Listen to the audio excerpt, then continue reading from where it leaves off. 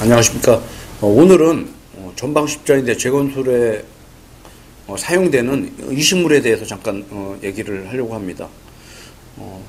전방십자인대 재건술을 하게 되면 인대 역할을 할 수 있게 이식물을 삽입을 해서 고정을 하게 되는데 크게 두 가지 중에 하나 선택을 하게 됩니다. 하나는 자가건이 되겠고요. 하나는 타가건이 되는데, 사실 우리나라 여건에서 대부분의 병원들은 지금도 타가건을 이용한 전방십자인대 재건술을 하고 있거든요.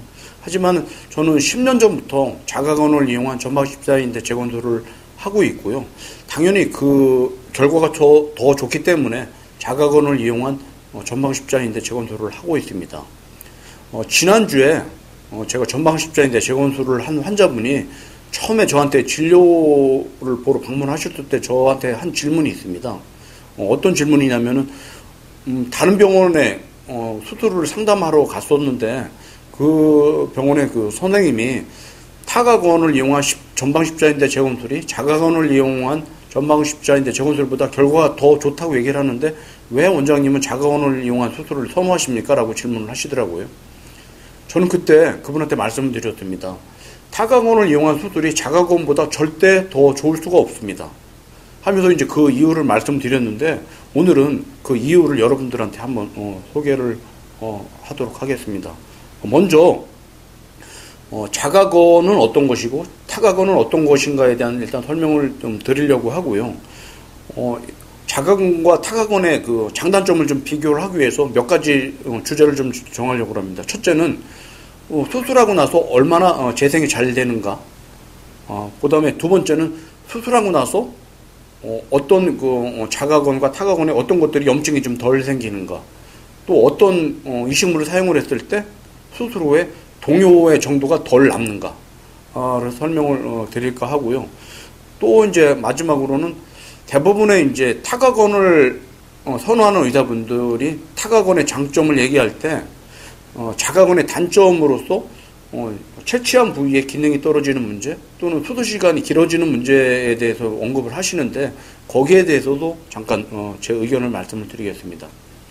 먼저 잠깐 그림을 보시겠습니다.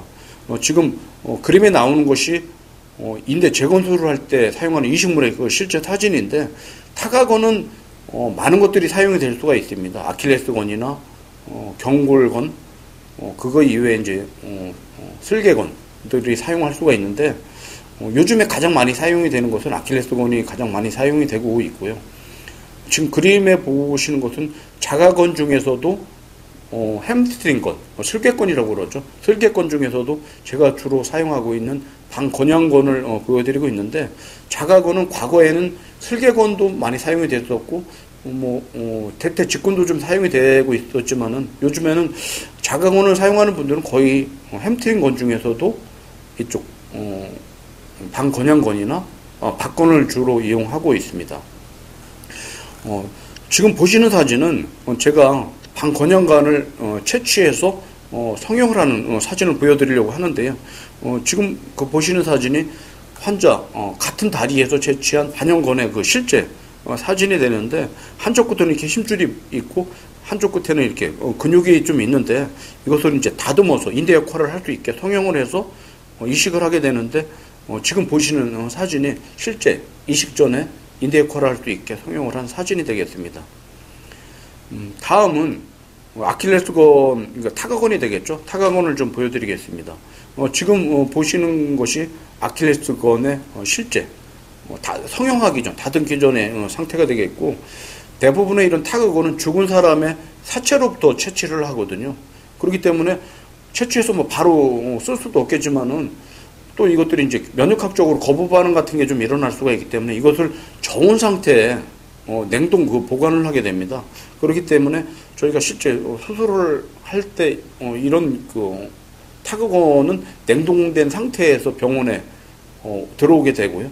이것을 일단 해동을 해야 되지 않습니까? 그렇기 때문에 약간 미지근한 물에 얼려있는 조직을 담가놓고 뿌르면은 그걸 성형을 하게 되겠고요.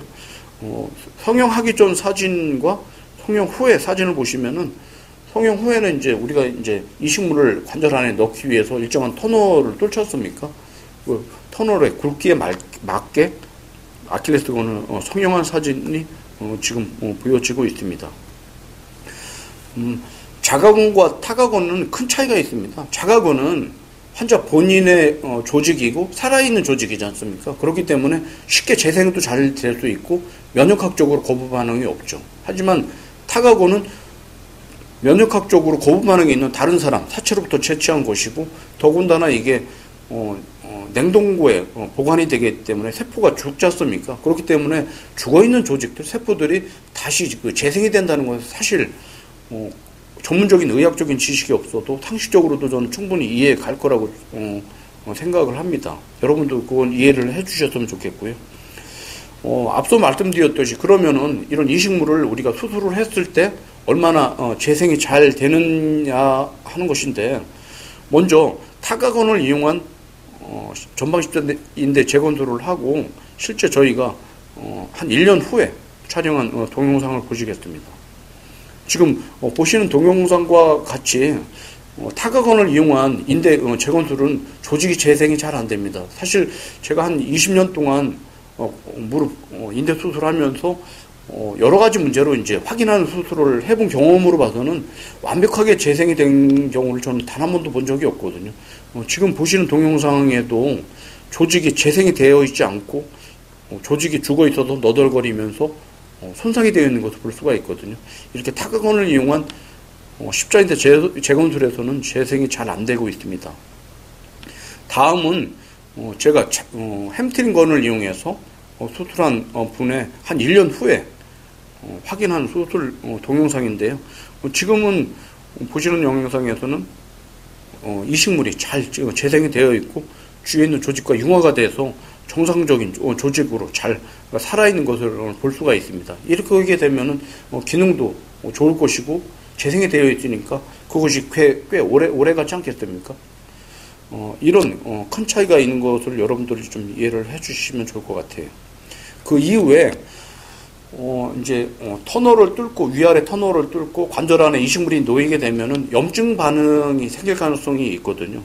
근데 앞서 말씀드렸듯이 타가건인 경우에는 환자와는 다른 면역학적으로 다른 사람의 조직이 들어가 있고 죽어있는 조직이기 때문에 염증이 반응이 생길 수가 있다고 말씀드렸지 않습니까?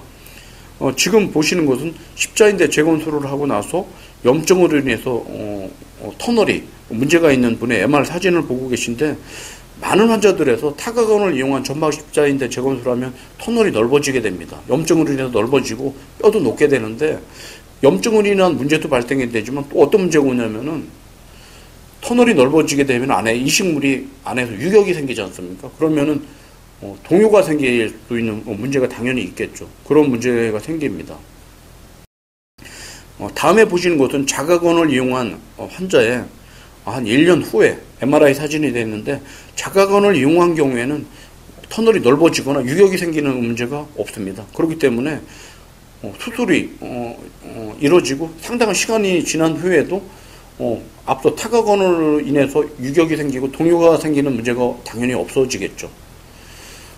그런 이유로 타가건을 이용한 경우에 시간이 지나면 지날수록 관절에 동요가 많이 남을 수가 있고, 자가건인 경우에 초기의 결과만 좋다면은 그 이후에도 결과가 오랫동안 안정적으로 유지가 될 수가 있다는 것은 어떻게 보면 당연한 예일 것입니다. 실제 자가건을 이용한 경우하고 타가건을 이용한 경우에 동요 정도의 사진을 보여드릴 텐데요. 지금 보시는 것은 타가건을 이용한 환자의 전방의 동요를 보는 그림이 되겠습니다. 우측 사진에 있는 것이 수술한 다리인데, 반대쪽에 비해서 우측에 있는 무릎이 앞쪽으로 많이 밀리는 것을 볼 수가 있습니다. 다음에 보시는 사진은 자가건을 이용한 경우에 실제 사진인데, 이 환자 같은 경우에는 우측은 정상이고 좌측이 실제 수술한 사진이거든요. 근데 이 환자 같은 경우에는 전방의 동요가 거의 없는 것을 볼 수가 있습니다.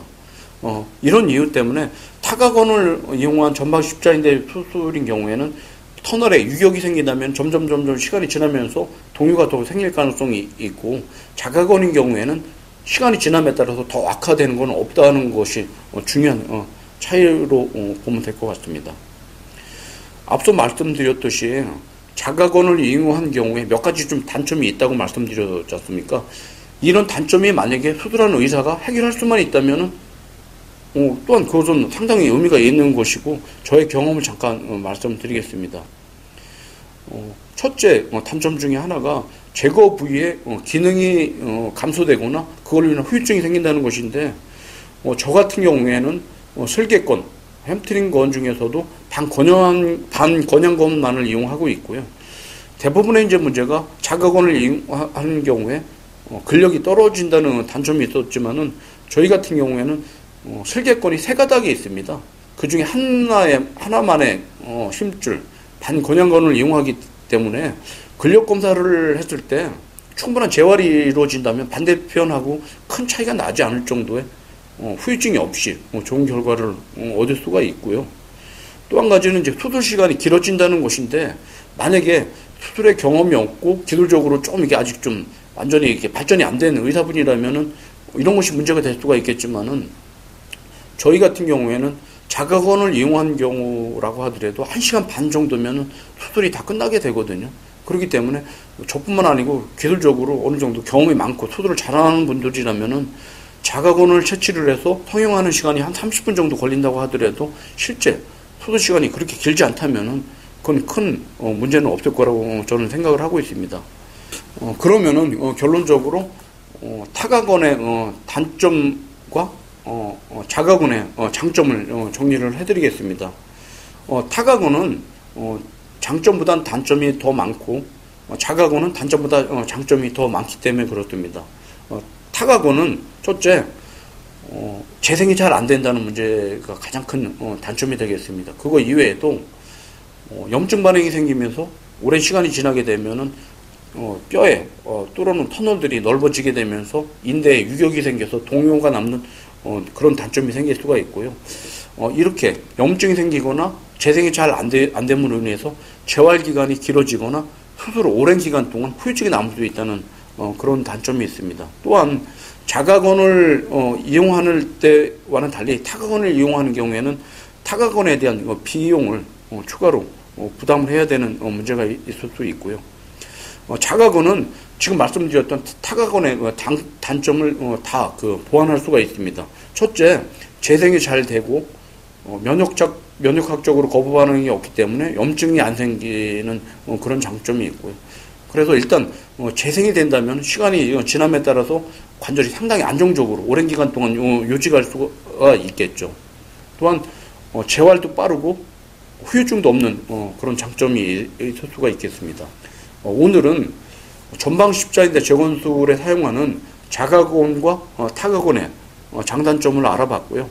결론을 말씀드리면은 자가건이 타가건보다는 훨씬 더 결과가 좋다. 타가건은 자가건보다 결과가 더 좋을 수가 없다. 하는 것을 결론적으로 말씀드리겠습니다.